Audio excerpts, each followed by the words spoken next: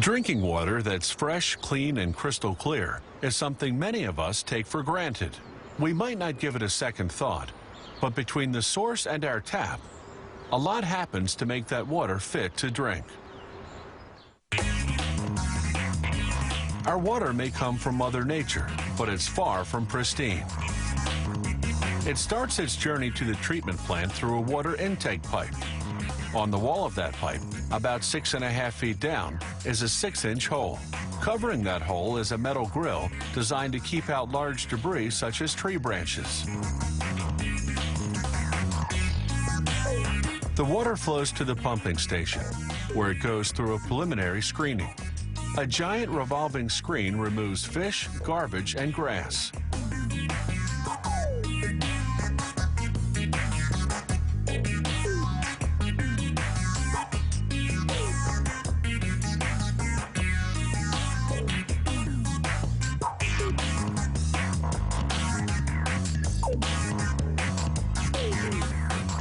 Once they remove the debris, a low-pressure pump moves the water into the treatment plant.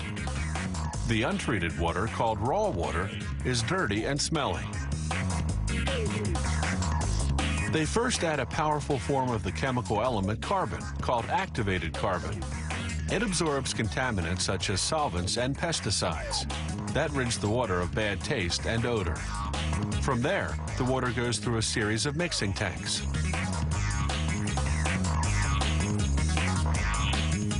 The first tank holds a chemical called aluminum sulfate. It acts as a coagulant, a substance that thickens liquid into globs. In the raw water, the aluminum sulfate forms tiny sticky globs called flocks.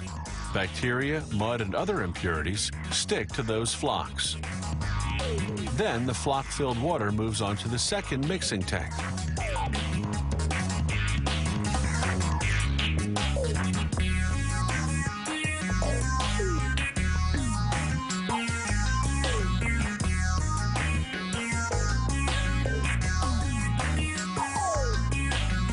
The second tank holds a chemical called polymer, which is essential to the next step of the process, called sedimentation. 5 pipes inject the water with superfine particles of sand, called microsand.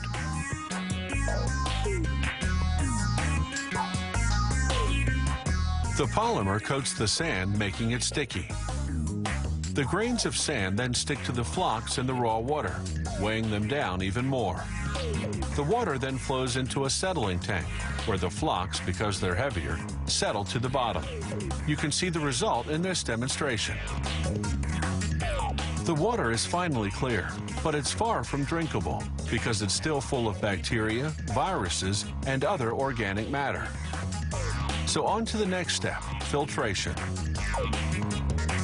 The water flows onto the top of the filter, then trickles downward, passing through a layer of anthracite, a type of coal, then through a layer of sand. This filters out any remaining particles, which then flow to the middle. But the water is still teeming with bacteria and viruses, so it has to be disinfected. They add 1.9 milligrams of chlorine for every 4 cups of water, enough to kill off those germs and bugs. Then they add a mineral called silicate to prevent calcium buildup from blocking our water pipes. The treatment plant sends water samples to a government inspector who continuously monitors the water supply to ensure it meets safety standards. The amount of chlorine remaining in our drinking water is 20 millionths of an ounce per liter.